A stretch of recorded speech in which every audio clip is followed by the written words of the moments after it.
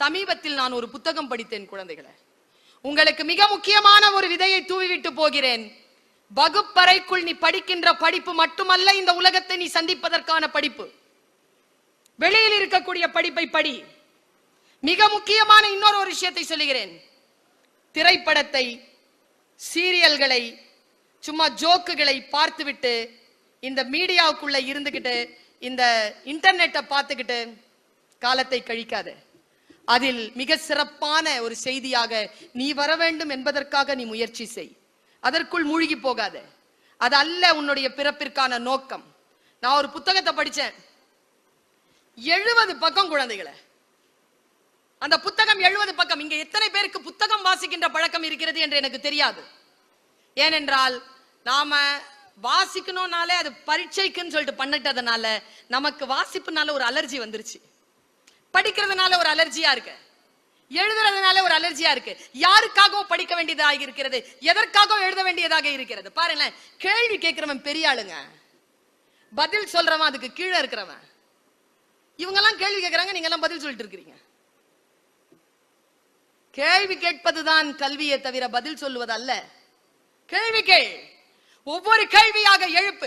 ஏன் இந்த பழம் விழுந்தது கேள்வி கேட்டாங்க நியூட்டன். நீ நானும் பார்த்தோம், அவன் கேட்டான். ஏன்? இன்ஃபர்மேஷன். ஓ, கிராவிட்டி, நாலேஜ். மண்ணிலிருந்து கிளம்பியது மறுபடியும் மண்ணுக்குத்தான் வரும். விஸ்டம். கண்டுபிடிக்கணுமா இல்லையா ஒரு விஷயத்தை? புலிமுட்டமாய் உட்கார்ந்துட்டு இருக்க முடியாது, வெங்காயம் மாதிரி இருக்க முடியாது. அடுத்தடுத்த கட்டத்துக்கு யோசிக்கணும் இல்லையா? பார், ஒரு புத்தகம் நான் மக்களை சந்திப்பதையும் நான் இந்த உலகத்தை எப்படி சந்திக்கிறேன் என்பதையும் என்கின்ற பெர்ஸ்பெக்ஷன், என்னுடைய பார்வையை மாற்றுது பாருங்க ஒரு புக்கு. அந்த மாதிரி ரஸ்கின் எழுதிய புத்தகம் தான் மகாத்மா காந்தியின் வாழ்க்கையை மாற்றியது. தாய் என்கின்ற ஒரு நூல் தான் கலைஞருடைய வாழ்க்கையை புரட்டி போட்டது. நீ எதை வேண்டுமானாலும் படி, ஆனால் படி என்கிறேன் நான்.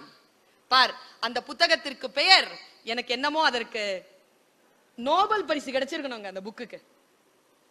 ஆனா நம்முடைய லிட்ரேச்சரை யாருமே கொண்டாடுறதே இல்லை. ஏன் தெரியுமா? வாசிக்கின்ற பழக்கம் நம்மிடத்திலே இல்லையே. யார் யாருக்கோ நோபல் பரிசு கிடைக்கிறது.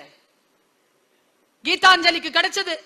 நான் போன சாந்தி நிகேதனுக்கு அந்த நோபல் பரிசு காணாம போயிடுச்சான். அங்க இல்ல, யாரோ தூக்கிட்டு போயிட்டாங்க. எங்கெங்கயோ இருக்குது.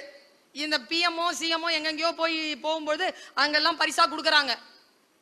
வாங்கிட்டவங்க எல்லாம் வராங்க, இன்னும் அது கொடுக்கப்படல. நம்ம தாகூருக்கு கிடைச்ச நோபல் பரிசு காணும். அதுக்கு நோபல் பரிசு கிடைச்சிருக்கணும் அந்த புக்குக்கு.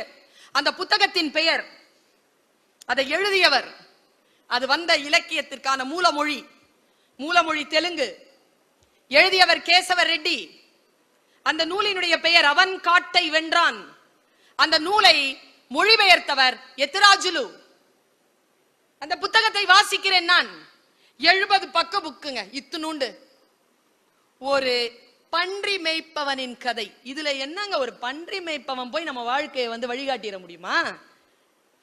இந்த விஷயம் ஒரு பெரிய விஷயமா? பாருங்க, நான் ஒரு 2 நிமிடங்களுக்குள் அந்த புத்தகத்தினுடைய சாரம்சத்தை உனக்கு சொல்றேன்.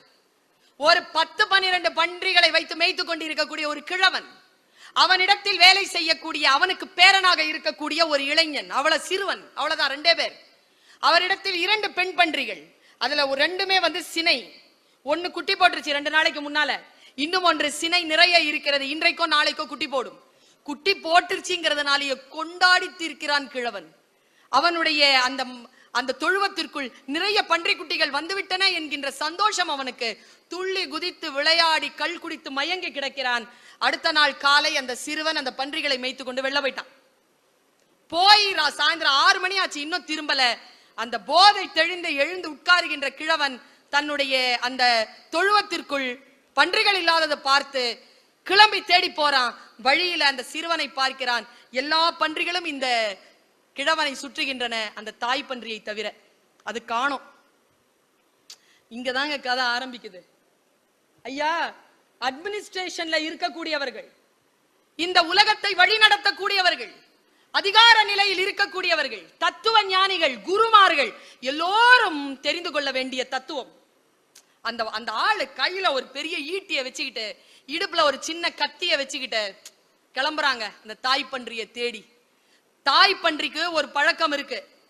அது குட்டி போட்டுருச்சுன்னா அது கிட்ட யாரையும் வரவிடாது, குத்தி கிழிச்சிரும், சாவடிச்சிரும், உயிர் தான் போகும். சிங்கம் கூட ஒன்னும் அவ்வளவு செய்யாதுங்க, பன்றி அப்படி செய்யுமா. இவன் என்ன செய்யறாங்க, போய் தேடுறாங்க. என்ன ஜேர்னி தெரியுமா குழந்தைகளே?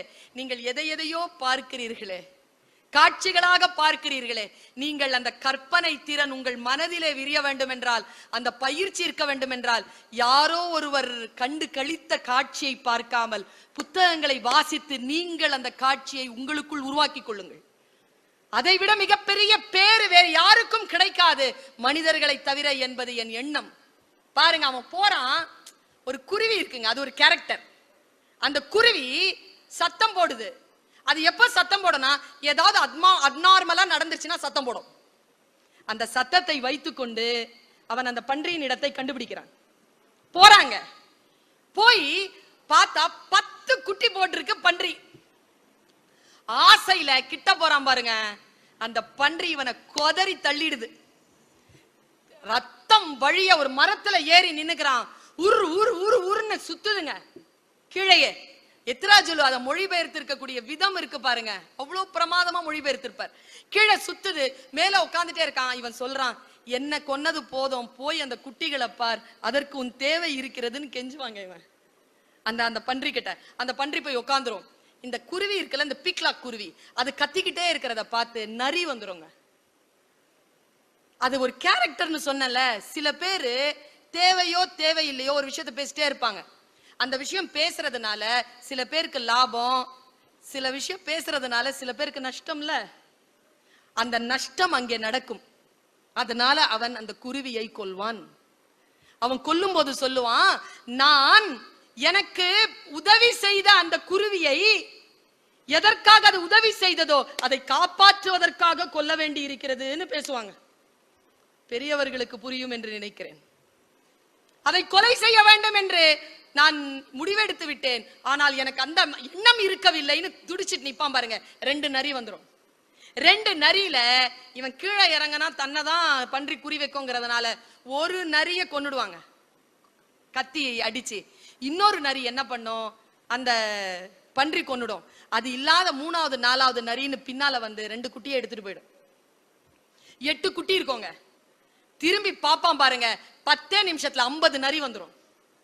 50 நரியிடம் இருந்து அந்த 8 குட்டிகளை காப்பாற்ற வேண்டும் என்றால் தான் கீழே இறங்கினால் தான் முடியும். ஆனால் தான் கீழே இறங்கினால் தாய் பன்றி தன்னை கொன்றுவிடும் என்பதற்காக அந்த கிழவன் தாய் பன்றியை கொல்லுவான். 8 குட்டிகளை காப்பாற்றுவதற்காக தாய் பன்றியை கொல்லுவான் அந்த கிழவன். தாய் பன்றியை கொன்னுட்டு சொல்லுவான், இந்த தலைமுறையை காப்பாற்றுவதற்காக நான் பொன்னாக வளர்த்த என் தாய் பன்றியை நான் கொன்றேன்னு அழுவாங்க அந்த கிழவன். கடைசியா எடுத்துக்கிட்டு எல்லாத்தையும் விரட்டிட்டு எடுத்துக்கிட்டு ரத்தம் வழிய ஊர் தேடி வருவான். அவனால முடியாது, வயது காரணமாக கால் தள்ளாடும். வெள்ளி முளைக்கின்ற நேரத்தில் மயங்கி கீழே விழுவான்.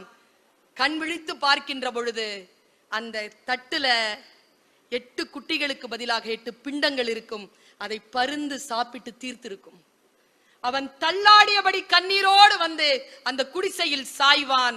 அப்பொழுது அந்த சிறுவன் அவன் காலடியில் வந்து நிற்பதாக கதை முடியும். இந்த கதைக்கு அவன் காட்டை வென்றான்னு பெயர் வச்சாங்க அந்த எழுத்தாளன். ஏன் தெரியுமா? ஒன்றை ஜெயிப்பதல்ல குழந்தைகளே வாழ்க்கையின் வெற்றி, ஒன்றுக்கு தோற்பதல்ல வாழ்க்கையின் வெற்றி, ஒன்றை சந்திப்பதுதான் வாழ்க்கையின் வெற்றி என்பதனை அவன் காட்டை வென்றான் என்கின்ற அந்த கதை நமக்கு சொல்லி தந்திருக்கிறது. குழந்தைகளே, வாழ்க்கையை சந்தியுங்கள். வெற்றியோ தோல்வியோ எது இருந்தாலும் கவலை இல்லை. யார் ஒருவர் துணிச்சலாகவும் நேர்மையாகவும் நேர்த்தியாகவும் வாழ்க்கையை சந்திக்கிறார்களோ அவர்கள்தான் ஜெயிக்கிறார்கள், அவர்கள்தான் வெற்றி கொள்கிறார்கள், அவர்கள்தான் இந்த வையத்திற்கு தலைமை ஏற்கிறார்கள் என்று சொல்லி வாய்ப்பளித்தமைக்கு நன்றி பாராட்டி விடைபெறுகிறேன். நன்றி, வணக்கம்.